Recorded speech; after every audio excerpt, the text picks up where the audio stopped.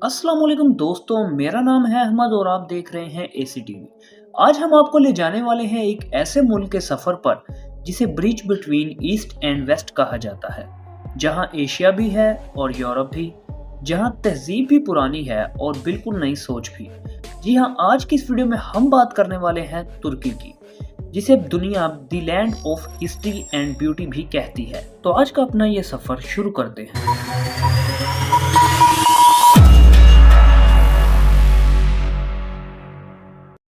दोस्तों, हमारी कोशिश होती है कि एक छोटी सी वीडियो में आपको ज़्यादा से ज़्यादा इन्फॉर्मेशन फराहम की जा सके।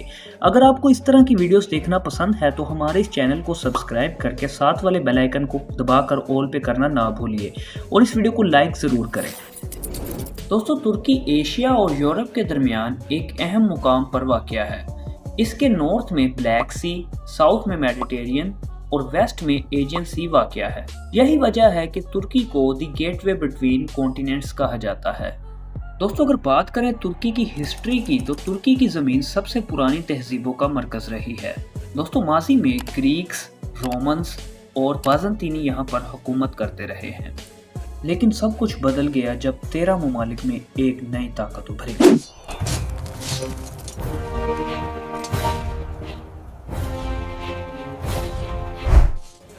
सन 1299 में उस्मान गाजी ने इस सल्तनत की बुनियाद रखी और इसके बाद 600 साल तक इस सल्तनत ने दुनिया के आधे हिस्से पर हुकूमत की।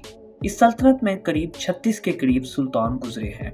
1453 में सुल्तान मेहमत ने बाज़ंतीनियों को शिकस्त दे के कुस्तुमतीनिया को फतह किया। ये सल्तनत उस्मानिया के 7वें सुल्तान थे। फतह के बाद कुस्तुमतीनिया का नाम इस्तांबुल रख दिया गया।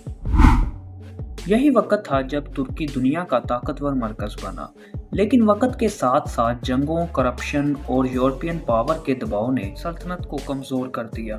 आखिरकार वर्ल्ड वॉर 1 में सब कुछ बदल गया।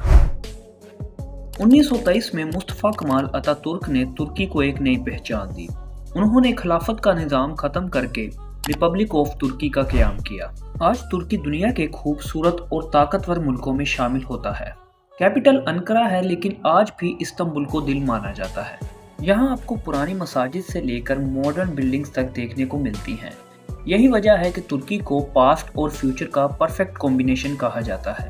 दोस्तों, अगर बात करें तुर्की की इकोनॉमी की तो तुर्की की इकोनॉमी 3 चीज़ों पर मबनी है: टूरिज्म, टेक्सटाइल और डिफेंस इंडस्ट्री।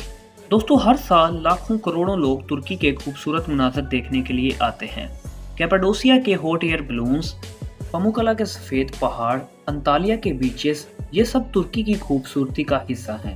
दोस्तों, तुर्की का कल्चर रूहानी और मॉडर्न दोनों है। सूफी म्यूजिक, दरवेश और तुर्की के खाने का जायका दुनिया भर में मशहूर है।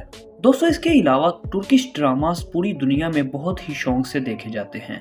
खास तौर पर अर्तुगरुल ड्रामा सीरीज को 25 से ज़्यादा जुबानों में डब करके 72 मुल्कों में रिलीज किया गया है। दोस्तों, तुर्की एक मुस्लिम मेजोरिटी मुल्क है, लेकिन साइकुलर सिस्टम पर कायम है। यहाँ इस्लाम और मॉडर्न लाइफस्टाइल दोनों एक साथ चल रहे हैं। यहाँ मस्जिद के मीनार भी हैं और मॉडर्न इंफ्रास्ट्रक्चर भी। यही तुर्की की खूबसूरती है। आज तुर्की अपने डिफेंस और टेक्नोलॉजी प्रोजेक्ट से ग्लोबल स्टेज पर उभर रहा है। तुर्की के अपने बनाए हुए ड्रोन्स और मॉडर्न इंफ्रास्ट्रक्चर ने तुर्की को एक स्ट्रॉन्ग पावर बना दिया है। तुर्की का प्लान है कि 2053 तक तुर्की दुनिया की 10 सबसे ताकतवर इकोनॉमीज में शामिल हो। दोस्तों, ये था तुर्की का सफ़र, रोम से लेकर मॉडर्न दुनिया तक। एक मुल्क जो जख्मों से उभर कर ताकत का निशान बना। तुर्की सिर्फ एक मुल्क नहीं, एक मिसाल है कि अगर कौम में जज्बा और हिम्मत हो तो तारीख बदली जा सकती है। बाकी आप इस बारे में क्या सोचते हैं, अपनी कीमती राय का इजहार नीचे कमेंट सेक्शन में ज़रूर करें।